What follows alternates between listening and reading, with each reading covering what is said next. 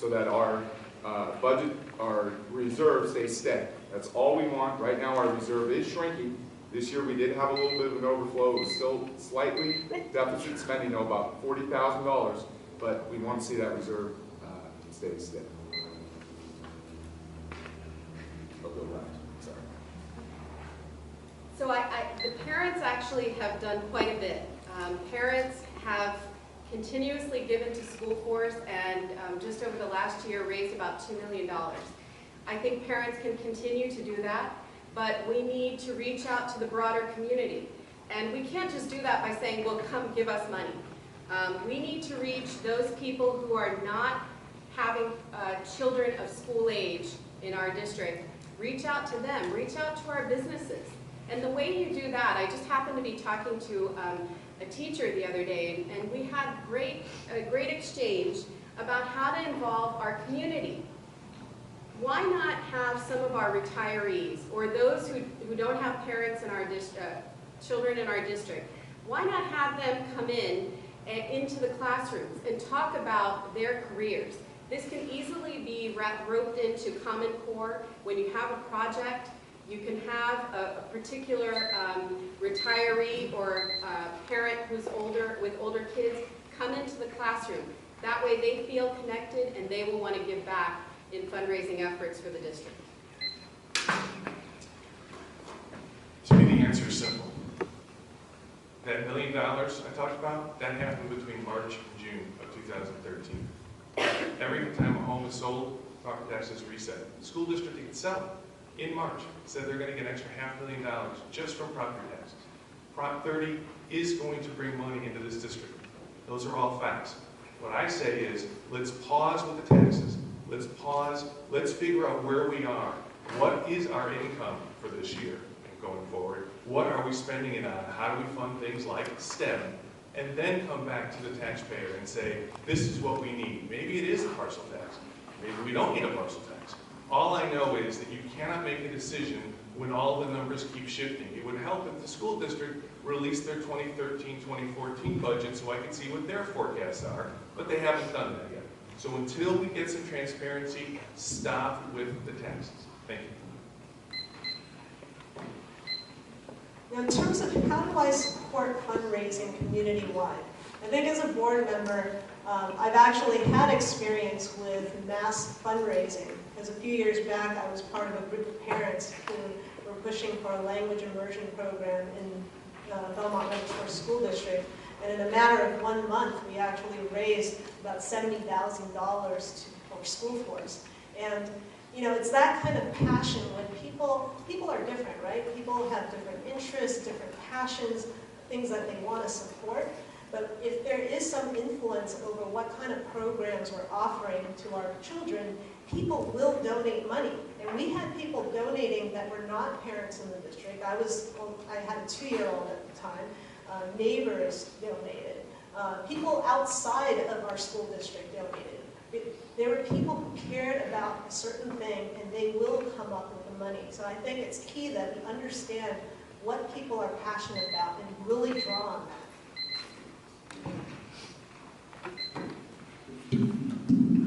So I have a novel idea. Why don't we spend the money? Why don't we spend money and create programs that will attract more people to come into our district, and then we'll be willing to donate and support the programs that we have. Why not?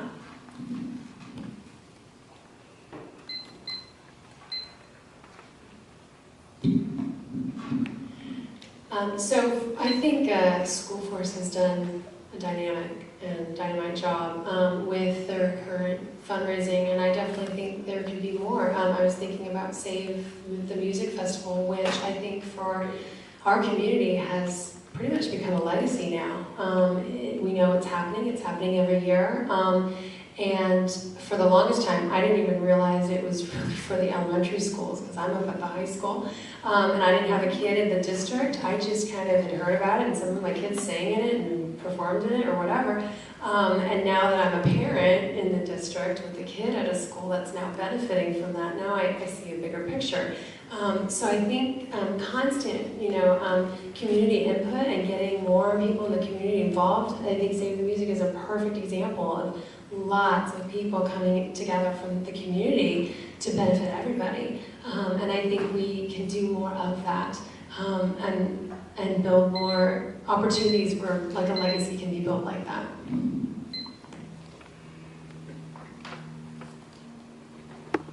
So I can talk about fundraising firsthand. This is what I was doing for the district for the last few years. One, I think School Force has been doing an amazing job. I still feel that we are doing too much from the parents and not as much from the businesses. That was specifically my role into School Force, which was trying to see if we can maximize donations from businesses around us. 87% of donations on School Force comes from parents, 13% is others. So I think we can do more there. Second thing is, if you just look at the math, get into the details. I do have a copy of the budget, which was posted in our district website, which is for the next 3 years. Look at the facts.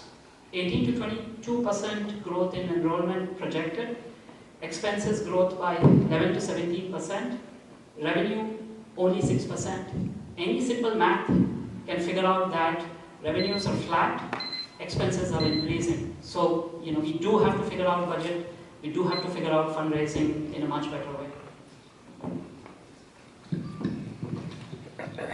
Kelly, if you'd like to start this question.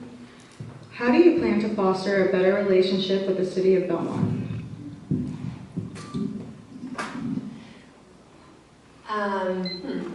I think getting involved, making sure that as much as possible, city council and the boards, have a one-to-one or a meet and greet, or I think they call them 2x2s or something like that. Every district has their own little term for it, but basically a sit down. And you're able to communicate needs, you're able to communicate what's going on, and making sure everyone's kind of on the same page. I think that's really important. I think they can do that now, and I think I would continue to do something similar to that. I also think it's important, again, community outreach. I think it's important to get all stakeholders involved and not just necessarily the elected officials.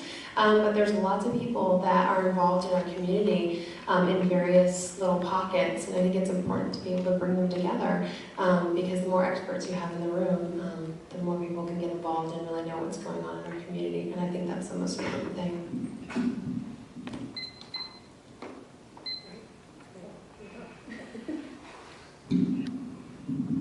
So relationship is a two-way street, right? So I know we have a 2x2x2 now with the city of Redwood City. So again, it's not just Belmont, it's also with Redwood City. But I think to continue those meetings, or actually have those meetings and start a dialogue is the first thing. We have to listen to both sides, understand what the issues are. But I'm not quite sure what a better relationship means if there is a friction right now. So again, it's starting a conversation, communication, and then continuing it. Not just when someone needs something. It should be an ongoing thing.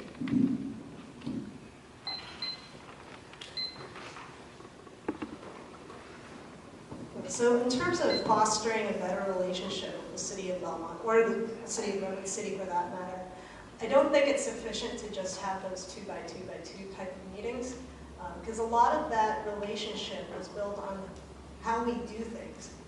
And so an example would be traffic impacts to how we figure out school capacities and enrollment and who gets assigned where.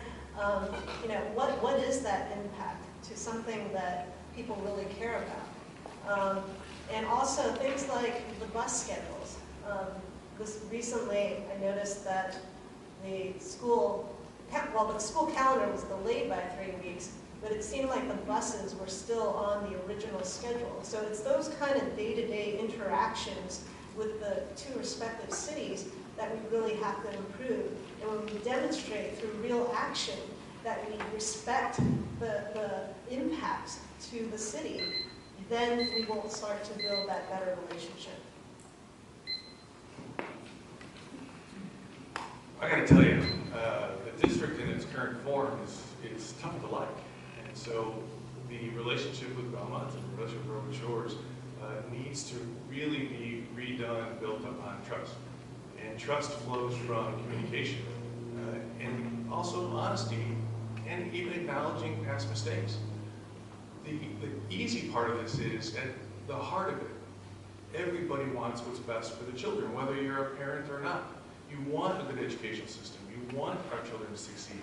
The fact that the district can't cut through all the noise and connect people to that just shows that the district needs some significant changes at the leadership level. Thanks. I think we all need to work together. I think that's the answer. And we have elections coming up, not just for the school board, but for city council as well. And I would encourage you all to vote for candidates in, whether it's in Redwood City or in Belmont, that are friendly to our schools. I think that's going to be creating a much better relationship, which hasn't been there, frankly, with particularly Belmont City Council and the school board. I think 2x2s are a great idea. On the issue of traffic, there's actually a Ralston traffic study that's going on right now. And that's very important. I think all of us should be part of that.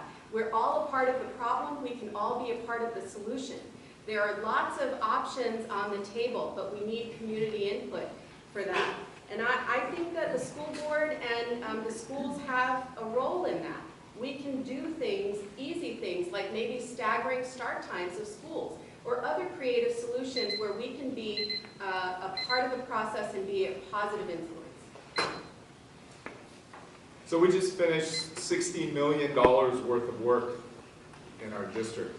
And I would imagine that after you do $60 million worth of work, there's going to be some issues that come up. But at the end of the day, I can honestly say that the relationship we had with the city 2 years ago is better than it is today. I think we're communicating better. We are understanding the needs better of what the district needs, what the city needs.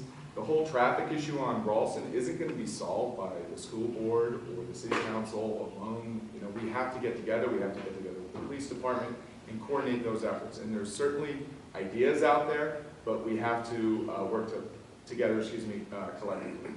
If you look at the entire relationship that we have, I actually have the endorsement of Mr. Bronstein, Councilmember Bronstein, Warren Lieberman, and so I would hope if I get reelected for the next 4 years that we can have this good, positive relationship and move that forward with the city. So that's going to be a good thing. But I can honestly say that our relationship has improved dramatically, and in terms of our relationship with the police department, it is absolutely outstanding. There's no question about that with both Belmont and Redwood City. So again, I think to solve any problem, the first step is having a dialogue. Having the 2x2x2s is the first step towards those. Is getting the interested people into a room and starting a dialogue.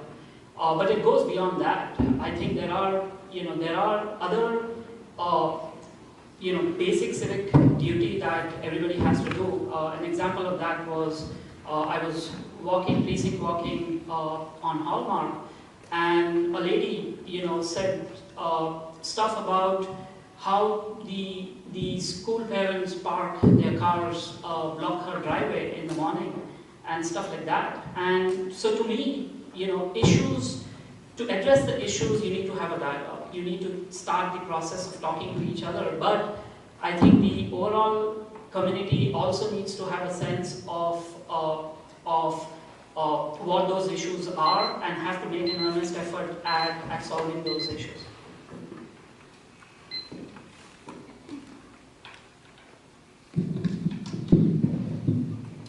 Amy, if you'd like to start this one off. What are your ideas on solving the over-enrollment issues?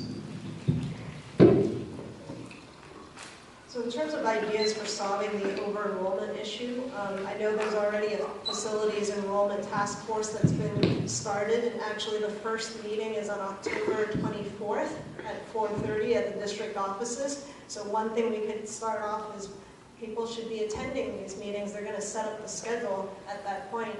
And one of the key things is understanding what the priorities are for people in the community. And I think a lot of the priorities really are centered around how can we keep our kids in neighborhood schools. So we have to be creative in how we figure out space for kids to stay at their neighborhood schools. And funding is limited. So use the classrooms more effectively, look at alternative schedules, and then also think outside the box, maybe promote homeschooling, charter schools. And then from a middle school perspective, we're looking at enrollment of 1,500 in a couple of years. So we add another campus. So I think those are going to be key things that we look at. So I actually don't like the phrase over-enrollment. I'm largely a product of public education, and I like the fact that more and more children are seeking a public education in our district. But the point is they need to be served. And one way to serve it, which has been in the past, is to try to force people to move their kids here or there. I think the solution should be market-based. I think what you do is you create a magnet school, maybe around STEM. You create language immersion. You create things that people want so that they voluntarily will relocate to where you have space. The other way you can also do it is to create a fixed idea that children should attend the neighborhood schools, and the district commits to doing whatever, be that mobile trailers or whatever it takes to make sure that those kids can attend the neighborhood schools. At the same time, you work to create that magnet that draws them voluntarily. It's not hard, it just takes commitment. Thanks. I support neighborhood schools, but the issue is one of capacity. And I can tell you that my kids go to Sandpiper Elementary, and I've actually started the process of investigating how we could have greater capacity at various schools. I'll take Sandpiper as an example. I talked to their principal, and there was actually a time when we had used the community center for certain classes. We have a joint use agreement with Redwood City. So I talked to the principal and found out from her what are the classes that could be housed over in the community center. What kind of disruption would it give to the students? What are the other hurdles? What do we have to deal with our elected officials? There are lots of questions and there's a long process, but I think we can do this at each of our schools and determine what the existing capacity we have and can it be better utilized. But I think the one thing that we really have to keep in mind, educational excellence cannot suffer. That has to be the priority. Yeah, I'm going to be very interested to see what the enrollment committee can come up with, but I think there's going to be two objectives. There's going to be the short-term solution, which may be some type of scheduling change in terms of looking at how you can alleviate some of the stop and start times and so forth. Then you've got to look long-term. Now we made the decision we're going to go with a different demographer, so hopefully we're going to get as accurate data as possible, and we're going to look out in the future and see what's going to happen, all right, in terms of, and if our enrollment continues to grow, from my perspective, everything has to be on the table. And that, you know, I can't believe I'm saying this, but maybe a charter school. Because with a charter school, if you have you don't have to follow zoning principles like you normally would. You can have a district sponsored, you still have credentialed teachers in there and so forth. But that might have to be a solution. But I think in the long term, you have to have everything, but you have to have the right numbers first to see that we can get an accurate projection on what's going to be happening. So I think, like any other problem, you have to look at the various steps that are needed. I think the enrollment task force is the first step. I think the re-estimate of the enrollment growth is needed. Everything else is dependent on that. We need a clear and precise estimate of what that enrollment growth is going to look like. We need to go back and investigate efficiency of classroom usage at every school. Are we really utilizing all the classrooms effectively and efficiently? We have to look at other opportunities, make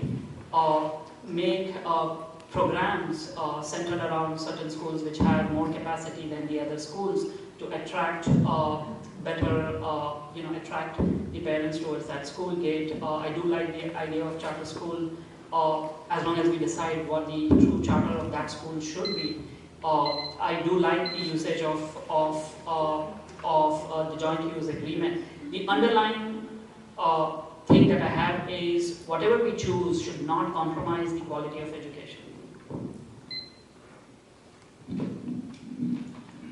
So a growing district isn't a new phenomenon. I mean, we've got districts all over that have gone through the same exact thing. And I think, again, the enrollment task force is going to be really important for as many people to get involved in as possible. But I also think it's important to make sure that we're going back to other districts that have had the same exact issue and ask them, what did you do? What were some of your concerns? What did your enrollment task force come up with? What does their community look like? Is it similar to ours? Could we maybe borrow some of their ideas? The thing that I don't want to see happen is I don't want to see our teachers get surprised and be told, oh, by the way, you guys are going to be moving, or you guys are going to be working these hours instead, and surprising them with something. I think it's really crucial to make sure that that they stay involved, because they also have great ideas about what should we do with enrollment. But in addition to that, I think it's important that we do think outside of the box, maybe rotating kindergartens, day AM, PM, who knows. There's lots of people with great ideas. We need to get everyone involved. So addressing the over-enrollment issues. So 20 years ago, there was under-enrollment, so a lot of schools were sold, and I think just recently, I don't know how long ago, the Brianna Kindergarten wing was sold as well. So before we say let's build out, let's make sure that, again, the person who's taking the demographer, yes, thank you, demographer, let's take a look at that report first and really analyze it, because what I don't want to happen is maybe this is the peak, maybe this is where we're going to hit, and then go back to having all these extra. But I will say, I think we missed the boat a little bit when we did the modernization, because in order to increase capacity, we have to add 4 classrooms per school, and only one school had the 4 classrooms added. All the other schools, yes, maybe a portable was added, but those that is not for capacity, it is for either science room or whatever the school use. Siobhan, if you want to start this one and pass my